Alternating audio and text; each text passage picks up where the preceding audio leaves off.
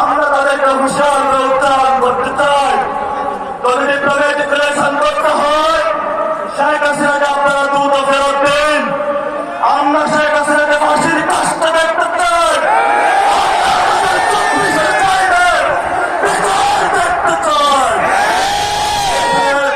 শহীদের বাবা রয়েছে, আমাদের অসংখ্য ভাই এখানে হসপিটালে কাটাচ্ছে, তারা হাত নাই, তারা অপেক্ষা করছে শেখ হাসিনা বিচারের কাজটা তুলবে, বাংলাদেশ নতুন করে দাঁড়াবে, বাংলাদেশ গণঅভ্যুত্থানের যে স্পিরিট আছে তা নিয়ে নতুন ভাবে এগিয়ে যাবে।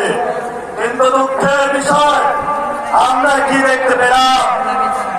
আমরা মনে করেছিলাম লন্ডন থেকে বাংলাদেশের মানুষের কাছে আসবে, এমন এক নেতা তার মাধ্যমে চাঁদাবাজি শেষ হবে, দুর্নীতি শেষ হবে, সন্ত্রাস শেষ হবে।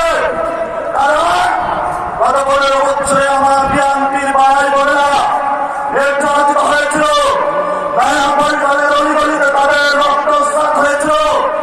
এই দুঃখ আমাদের শেখ হাসিনাকে পালানোর জন্য তারা একত্রিত হয়েছিল, কিন্তু সিনিয়র নেতৃবৃন্দের নেগোসিয়েশনের কারণে অসংখ্য বিএনপির ভাই এবং বোনেরা জীবনের চাষে নিয়ে এসেছিল শেখ হাসিনাকে অভ্যুত্থানের মধ্যে ফেলাবে, সেটা করতে তারা পারে নাই। কারণ তাদের নেতারা গুলশানে গিয়া বিভিন্ন জনের সাথে অবমাননা করেছিল। আমরা ইতিহাস বলি নাই, আমরা ইতিহাস স্মরণ রাখবো। বিএনপির তার নির্যাতিত ভাই এবং বোনেরা আছেন, হয় নাই, তোমাদের আশ্রয়ের জন্য আমরা আছি।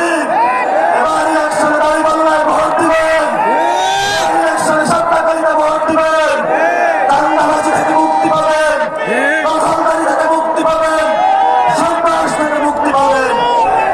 সর্বোপরি যেটা আমাদের সহযোদ্ধা ইনসাফের কথা বলেছিলেন, দুর্নীতির বিরুদ্ধে দাঁড়িয়েছিলেন আমাদের ভাই শহীদ ওসমান হাদি।